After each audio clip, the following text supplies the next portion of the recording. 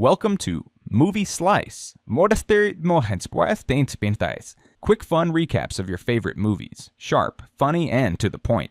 Hit subscribe and get your perfect slice of cinema. The movie begins with a young man named John. John wakes up in the morning and decides not to go to school that day because he wants to play on the computer. He finds a message from his mother asking him to go out and buy food and household supplies, but John ignores the message and sits at the computer to play with his friends. While playing, he tells his friends in the game to turn on the TV immediately and watch the news. John becomes curious and turns on the TV, where the news anchor is speaking, but suddenly the broadcast cuts off. John grabs his phone and finds there's no signal. He looks out the window and sees people running in panic, some attacking each other without any clear reason. He sees a girl biting her mother in a horrific scene. John is shocked and doesn't understand what's happening, and there's no rescue arriving. He then hears people shouting in his building. When he looks through the peephole, he doesn't see anyone, so he decides to open the door. Suddenly, his neighbor barges in, saying that people outside have gone crazy. His brother attacked him at home, turning into a zombie and trying to kill him. The neighbor asks to stay with John for a while, but John refuses, suggesting he call the police instead. The neighbor calms down and asks to use John's bathroom before leaving. John agrees and lets him in. Meanwhile, the TV signal returns, and it's announced that both the signal and communications are unstable, and cities are in chaos due to a recently spread infection. Those infected turn into zombies, becoming extremely violent and feeding on human flesh. The anchor warns that anyone bitten by a zombie will also turn into one. Symptoms include bleeding from the eyes and severe pain before transformation. John is neighbor in the bathroom and decides to grab a knife to protect himself. The neighbor comes out covering a wound on his neck. John raises the knife, but the neighbor tries to reassure him, saying he's fine and just needs an hour to rest. John notices blood on the neighbor's hand and becomes scared. Shortly after, the neighbor's eyes begin to bleed, and he looks in the mirror in shock, screaming. He starts convulsing, his body contorting as he fully transforms into a zombie. He attacks John, trying to bite him, but John quickly pushes him out of the apartment and stabs him in self-defense. John successfully locks himself inside. Looking through the peephole, he sees a massive zombie attacking and devouring his neighbor. John is horrified and remains silent so the zombie won't hear him. Blood from the neighbor seeps under the door, and John is overcome with fear. He moves a large fridge to block the apartment door, ensuring no one can enter. He washes his face, hoping it's all just a nightmare, but realizes it's real. He tries calling his sister, but the network is down. He receives a message from her saying, "Don't worry about us, we're safe. Never open the door and make sure your food lasts as long as possible. Take care of yourself and beware of the zombies everywhere." John looks at a photo of his family, hoping they stay safe. He checks his food supplies and discovers there's very little left. He regrets not listening to his mother and going out to buy food. He sleeps on the couch, and the next day, the news reports that the infection has spread further, with many people turning into zombies. The anchor interviews a doctor who explains that zombies exhibit extreme violence and aggression. She advises everyone to stay cautious, secure their homes, stockpile enough food for 2 months, and avoid going outside until the situation becomes clearer. John sees people posting photos and messages online, pleading for help from the army and police. He decides to do the same, taking a photo of himself holding a paper with his name and address, and uploads it online, asking for help. He watches a video of someone stepping onto their balcony with a phone, trying to get a signal. The person succeeds but loses balance and falls. Inspired by this, John uses a drone, attaching his phone to it. He connects the drone to his goggles, flying it high to find a signal. The idea works, and he gets a weak signal. He calls his sister, but unfortunately the drone's battery dies, and it crashes along with his phone. John falls into despair, sitting at his computer to play games to pass the time. But the network disruptions prevent him from continuing. At night, he hears noises from the street and looks out the window. Suddenly, a gunshot is fired in his direction from afar. A policewoman is seen trying to kill zombies and escape. However, the zombies outnumber her and she runs out of bullets. She tries to reload quickly but doesn't succeed in killing the remaining zombies. They attack her and she attempts to commit suicide but fails. The zombies knock her gun away and drag her across the ground. John witnesses this and wants to retrieve the gun for self-defense. Later, he hears loud banging on his apartment door. He grabs a bat, preparing himself. The banging causes the fridge to move, revealing a zombie behind it. John panics, trying to push the fridge back to block the zombie, but realizes it won't work. He runs to the balcony, pretending to jump. The zombie follows and jumps, falling to its death. John feels relieved and sees a large horde of zombies in the distance, including the policewoman who is now turned into one. He secures his apartment door with nails to prevent any further intrusions. John discovers that all his food fell out of the fridge during the struggle. As if Deutsch, leaving him disheartened as it was his only supply. He hears a woman screaming in the street and records a video saying, "This is my second day trapped at home. I don't know what to do. It's a miracle I'm still alive." After 7 days of the outbreak, John takes out his father's bottle of alcohol, drinking it out of desperation as there's nothing else to drink. He covers his entire balcony to prevent zombies from seeing him. Watching the news, he sees footage of zombies filling the streets. He eats instant noodles but accidentally spills water while throwing the TV remote, wasting some of his limited supply. John becomes upset, realizing the water is cut off, and the little he has left is all that remains. He regrets spilling it, knowing he must conserve every drop, and he was forced to drink water from the ground. Yet, despite everything, he never left the house, even though he wanted to go out to get the policewoman's gun. When he turned on the TV, he found the same news over and over. The country couldn't find a solution. The broadcasters urged people to stay home. Days passed with nothing new. He started drinking his father's alcoholic beverages and kept dancing. Due to his drunkenness, he imagined his family entering the room. When he saw his mother, he hugged her. Then he came back to his senses and realized it was just a hallucination. He cried because of his state and felt dizzy due to the lack of water. Then he received a voice message from his mother and tried to find a signal to listen to it. He missed her terribly and wanted to check on her, so he climbed out of the window to get a signal and respond to her. The move worked, and his mother answered. She told him they were at his father's company. Unfortunately, zombies invaded the company where his mother and sister were. He heard their screams as zombies attacked and killed them. He cried over them, filled with rage. He started destroying the house, breaking the TV. He went mad and left his apartment. He killed the zombie outside, screaming in despair. He saw his neighbor on the ground, eating from a corpse. His neighbor began approaching him, and he yelled at him to back off. But John's loud voice attracted more zombies towards him. He ran quickly to get to the elevator, but there was a zombie inside. So he ran and hid, holding his breath to avoid being detected by the zombies. He sneaked back to his apartment. However, a blind zombie appeared behind him. John stood still, silent, letting the zombie pass by. When he returned to his apartment, the zombies heard him closing the door. They tried to break in, but he held onto the doorknob until they left. After 20 days, he had finished all the alcohol bottles. He saw power stations exploding, and the electricity in his building went out. He lost hope, sinking into depression. He tried to record a video, but couldn't speak a word due to his despair. He decided to end his life, tying a rope around his neck, surrendering to suicide. But suddenly, a laser light shone on him from the opposite building,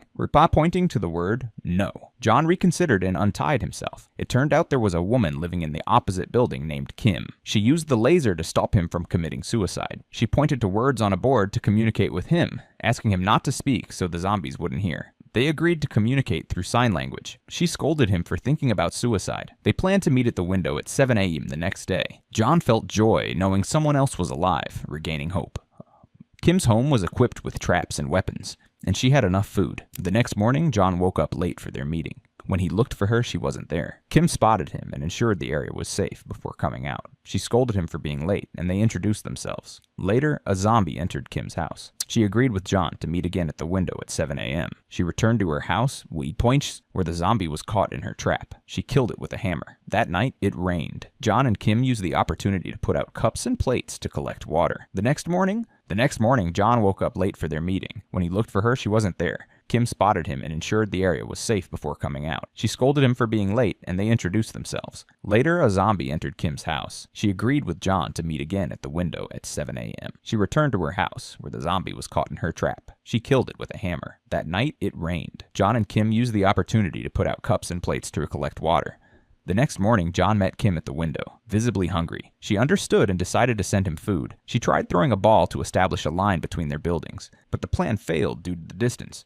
John used a drone he had, attaching a string to it, successfully connecting their buildings. Kim sent a bag of food to John, making him very happy. However, a zombie grabbed the string in the street, pulling it hard, causing Kim to fall. The table holding the string dangled over the edge. The zombie climbed the string. Kim, unconscious, was in danger. John distracted the zombie with the drone. Meanwhile, many zombies tried to break into John's apartment. The climbing zombie grabbed the drone but was killed by Kim, who had regained consciousness. The zombies below screamed at her. John wrapped his feet in tape to muffle his steps, avoiding detection. He left his apartment with a stick, finding his neighbor's corpse on the ground. He took the keys to his neighbor's apartment, entering to gather food. He found a corpse in one of the rooms and 2 walkie-talkies. He checked if the corpse was alive or dead. Suddenly, a zombie attacked him from behind. John used the dead body as a shield and escaped back to his apartment safely. He enjoyed the food he had collected and sent some, along with a walkie-talkie, to Kim. The next day, they communicated through the walkie-talkies. John was happy to finally talk to someone. Kim thanked him for the food, but he told her she saved his life. Kim replied, "I didn't save your life. You wanted to live and found a reason to keep going because of me." John responded, "Anyway, without you, I would have died." They changed the subject, cooking together at the same time. They talked all day, getting to know each other better. Kim told him she was afraid of heights. John was surprised that someone who had cut off a zombie's hand could fear heights. Kim explained, "I don't consider them human, so it was easy for me to cut off his hand." They both heard the sound of rain and were happy to collect water. It turns out that this wasn't the sound of rain. It was a large crowd of zombies running quickly and entering the building. Our two protagonists were lying on the ground, trying not to make any noise, but Kim accidentally knocked over a table, making a sound that the zombies heard. They began approaching Kim's apartment. She became very anxious and informed John of the disaster she was in. Naturally, John decided to help her by calling the phone in another apartment in Kim's building. The zombies were distracted by the sound and didn't break into Kim's apartment. Afterward, the two decided to leave the building, get to the street, and find a safe place. Kim believed there was a specific building where the 8th floor was safe and had no zombies. She assured John of this, saying she'd been observing that floor for several days and hadn't seen any zombies there. Kim decided to risk her life and go down first. She tied herself with a rope, jumped out of her window, and fought off any zombies that got in her way, using her weapons to eliminate them. Despite their large numbers, she managed to handle them.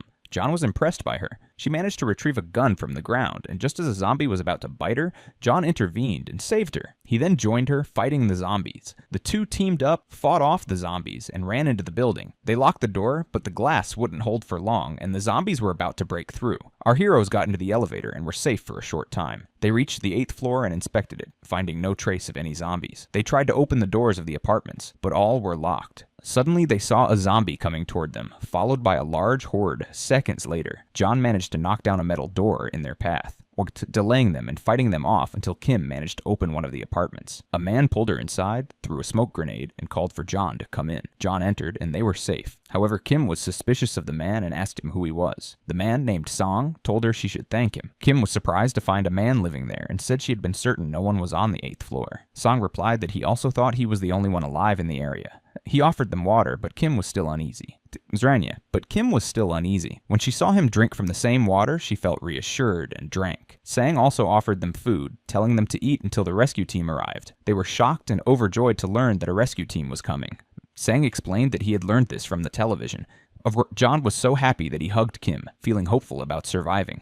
However, minutes later, John lost consciousness. It turned out that Sang had drugged their food. Kim couldn't react in time and also passed out. Sang dragged her into one of the rooms, tied her up, and locked her inside. When Kim woke up, she found a zombie tied up next to her. Sang from outside released the rope holding the zombie, causing it to move closer to Kim. It turned out that the zombie was Sang's wife, and he wanted her to feed on any human to survive. He let her attack Kim. At the same time, John woke up, pointed a gun at Sang, and called him a monster. Sang replied that he was trying to save his wife from death. He let go of the zombie's rope, and John ran to grab it, pulling the zombie away from Kim. Sang grabbed a knife and told John to let his wife eat Kim, promising to let him live and give him any food he wanted. Sang pleaded with John to agree, but John couldn't hold on to the rope for long, and it slipped from his hands. Kim screamed, and John tried to open the door. Sang fell to the ground. Suddenly, Kim stopped screaming, making them think she had been bitten.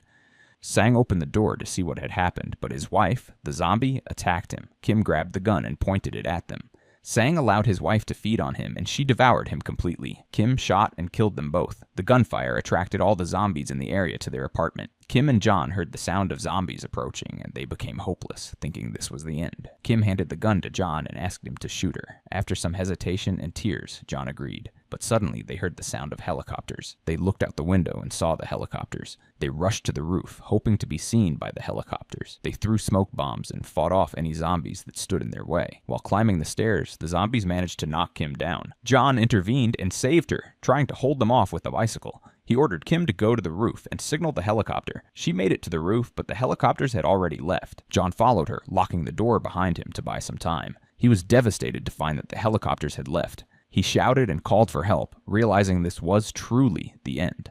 The zombies broke through the door and rushed toward them. John killed 2 of them with the gun, but he ran out of bullets. Suddenly, a military helicopter appeared, and soldiers opened fire on the zombies, killing them one by one. John and Kim were rescued and boarded the helicopter, which flew them to safety. Miraculously, our heroes survived. They heard on the radio that over 50,000 people in the city had been infected and that the city was nearly deserted. The military revealed that they had located John through the photo he had uploaded. And with that, the episode concluded. Don't forget to like, subscribe to the channel, and activate the bell to receive all new updates. See you in the next video. Goodbye.